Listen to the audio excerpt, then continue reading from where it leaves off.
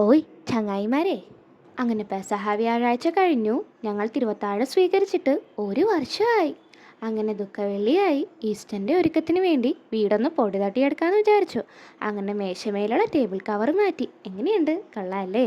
അങ്ങനെ നേരം വെളുത്തു, ചായക്കടയിൽ തിരക്കായി. ഒപ്പം പപ്പയും കൂടെ പിന്നെ സംസാരിക്കുന്നുണ്ട് കേട്ടോ. അങ്ങനെ സൂര്യൻ വന്നു. രാവിലെ 3 മണിക്കുള്ള തുടങ്ങിയ പരിപാടിയാണ് കേട്ടോ. ഒരു 6 മണിയായി കഴിഞ്ഞപ്പോൾ. വെറുതെ എന്തൊക്കെയോ ചെയ്തുകൊണ്ട് നടന്നു. ഇത് കഴിഞ്ഞ വർഷം ദുഃഖവെള്ളിക്ക് വൈദ്യസാറ് ഗിഫ്റ്റ് തന്ന കീ ചെയിനാണ് കേട്ടോ. അങ്ങനെ പപ്പയ്ക്ക് ചായ കൊടുത്തു. ആ പുകയൊക്കെ പോണ കാണാൻ നല്ല രസമുണ്ടല്ലേ.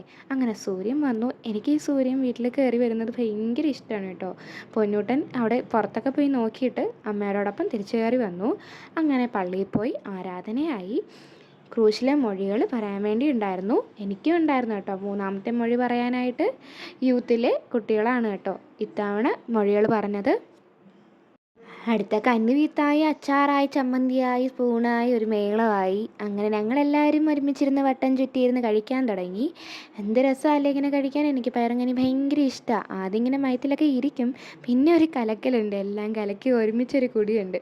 നല്ല രസമാണ്, നല്ല ടേസ്റ്റാണ്. എല്ലാവരോട്ടും സംസാരിച്ച് വാചകം അടിച്ച് കഴിക്കും. അങ്ങനെ അഖിലാൻറ്റി ആൻറ്റിയുടെ റെസിപ്പിയും കൊണ്ടുവന്നു. പിന്നെ എല്ലാവരും സംസാരിച്ച് കളിച്ച് വെള്ളവും തട്ടിയിട്ട് വിശേഷങ്ങളും പറഞ്ഞ് അങ്ങനെ ഇരുന്നു.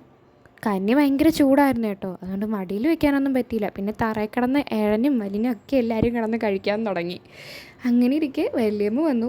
വല്യമ്മേൻ്റെ വീഡിയോ എടുക്കുന്നതിനും ചോദിച്ച് വല്യമ്മ ഇരിക്കുന്ന പോലെയൊക്കെ എടുക്കാൻ വേണ്ടി പറഞ്ഞു. ഇത് അവിടെ വന്ന വണ്ടികളാണ് കേട്ടോ.